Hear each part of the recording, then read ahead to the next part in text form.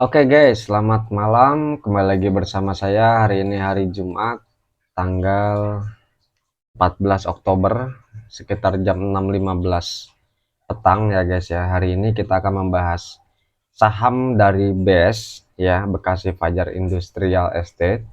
Ini adalah saham requestan juga dari penonton.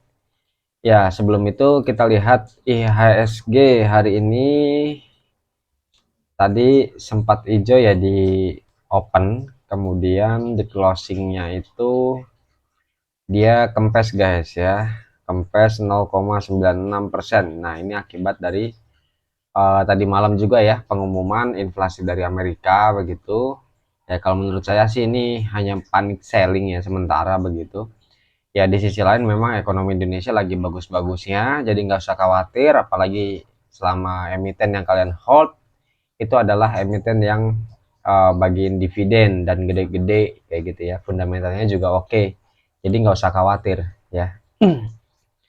Ya, BES Bekasi Fajar Industrial Estate ini adalah perusahaan properti juga ya, eh, bergerak di bidang pengembangan, pembangunan dan pengelolaan, tapi ini khusus kawasan industri nih di Bekasi begitu, dan juga termasuk sarana dan prasarana pendukung lainnya. Kemudian didirikan 1989, sudah cukup tua dan lama ya. Kemudian IPO-nya 2012, kapitalisasi 1,5 triliun, ya ini gede juga ya kapitalisasi segini. Pemegang saham di masyarakat 41% guys. Ya, jadi artinya bahwa saham ini adalah saham yang liquid. Kayak gitu ya, di atas 30%, di bawah 50% ya recommended. Kemudian nama dewan komisaris, direksi, produk dan jasanya ya, income-nya gitu. Income-nya kebanyakan itu dari penjualan tanah 86%. Kemudian ada pendapatan hotel 1,8, pendapatan lain-lain 2%, maintenance fee, service, air dan sewa 10%-an guys. Oke, kalau kita perhatikan di sini ya, dia kebanyakan income-nya itu berasal dari penjualan tanah. Ya memang di sisi lain ya, efek negatif dari resesi global begitu, di mana harga dolar pun juga sekarang sudah menembus 15.000. Nah di sisi lain juga ini kan dia punya invest aset tanah ya guys ya. Nah lama kelamaan memang aset tanah ini ya value-nya bertambah begitu loh ya, apalagi sekarang kan dolar juga kan udah 15.000, pastinya ya cukup diuntungkan ya dari base ini ya, atau Bekasi Fajar Industrial Estate ini. Kenapa ya? Dia kebanyakan emang income-nya dari penjualan tanah. Tapi di sisi lain juga kita harus waspada juga. Kenapa? Karena ketika income-nya kebanyakan berjualan tanah ya, logikanya ya pasti kan asetnya berkurang kayak gitu ya. Tanahnya kan berkurang. Nggak mungkin kan tanahnya dapat diperbarui kecuali kalau dia beli lagi kayak gitu loh. Dengan harga yang murah ya bisa jadi ya masih cuan, tapi kalau dia jual kemudian beli dengan harga yang sama ya sama aja juga kayak gitu ya. Nah itu. Kemudian pergerakan saham sejak IPO-nya cenderung downtrend guys, ya cenderung downtrend ya. Kita lihat aja langsung dalamannya. Oke, saham BES, kita lihat finansialnya.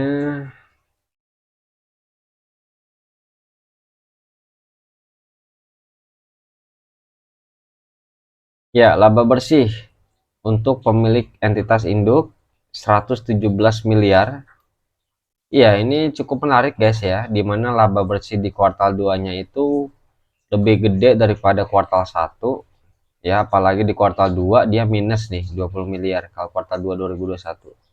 Kalau kuartal 2 2022 dia surplus 117 miliar ya, artinya sih kalau kita lihat dari laba bersih bersih sekilas begitu ya, saham ini cukup recommended guys ya. Ya, kita langsung lihat aja untuk key rasionya, IPS 12/10. Ya, kalau per 10 sih udah medium ya. Maksudnya ya masih worth it tapi nggak terlalu worth it begitu. Equity 2 kali 2, 2 betul ya, 2 kali 2 ya 5%-an lah ya. ROE-nya 5%, kalau menurut saya belum cukup menarik ya. ROE-nya, kemudian key stat-nya, per annualisnya 5. Ya, ini bagus sih ya, 5 di bawah 10. Tapi memang di atas 5 ya, sedikit begitu ya, berada di medium range seperti itu ya. Worth it tapi nggak terlalu wow banget untuk pairnya, artinya harga segini memang masih worth it untuk dibeli 156 ini kayak gitu. Tapi hati-hati, memang ini kan saham properti ya, di sisi lain juga suku bunga lagi naik ya, itu mengakibatkan dari lesunya ya orang membeli properti begitu ya, apalagi aset kayak tanah begitu ya, cenderung lesu lah ya, itu sih.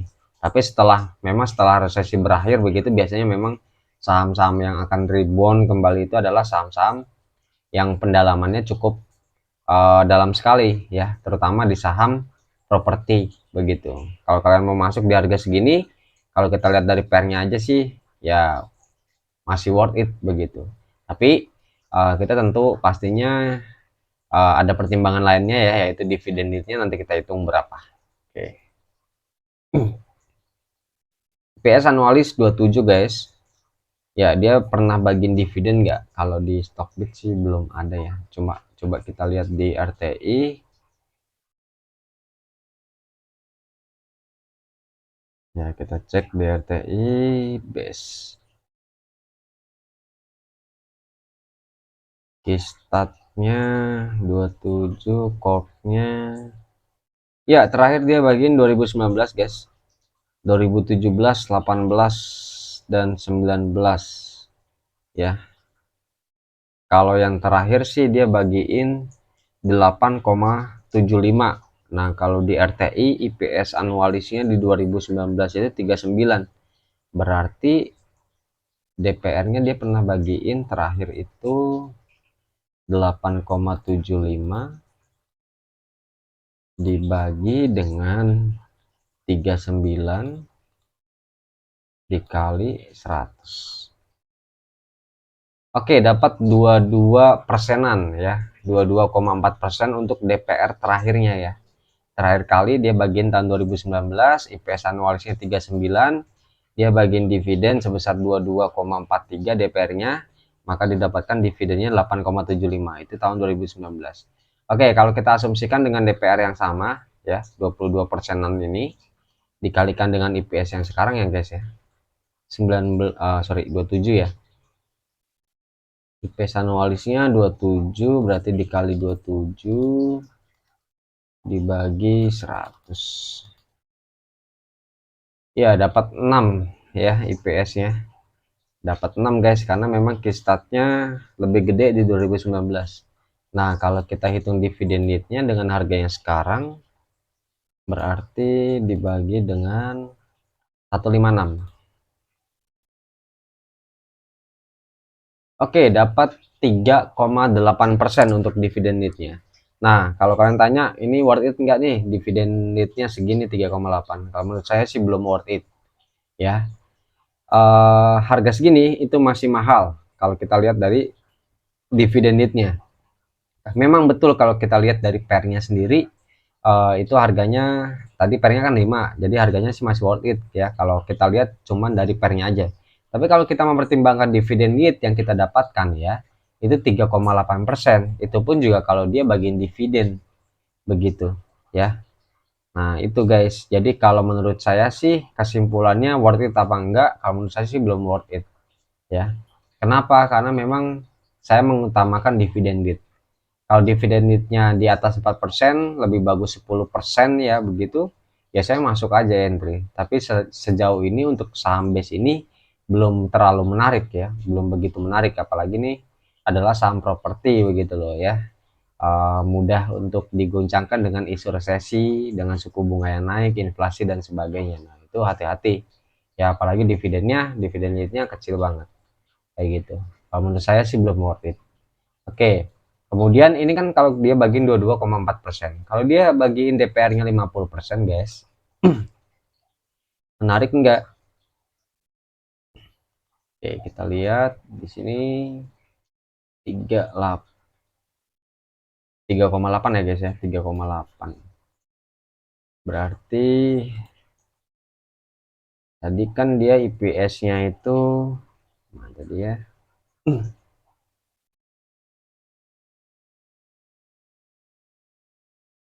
Nah, ini ya 27 ya. Berarti 27 kalau dia bagi 50% kan berarti bagi 2 ya. Bagi 2 ya, dapat dividennya segini, guys. Ya, ini lebih gede sih daripada dividen tahun 2019. Dibagi dengan harganya sekarang 156. Nah, ini nah ini lumayan nih, guys. Kalau dia bagiin DPR sebesar 50%, kayak gitu loh. Ya. Jadi kalau menurut saya, kalau dia bagiin DPR 50%, ya masih worth it. Tapi kalau dia bagiin DPR 30%, ya, sorry 22,4%an ya tadi ya, berdasarkan history dividend yield, DPR yang terakhir tahun 2019, itu nggak worth it. Ya.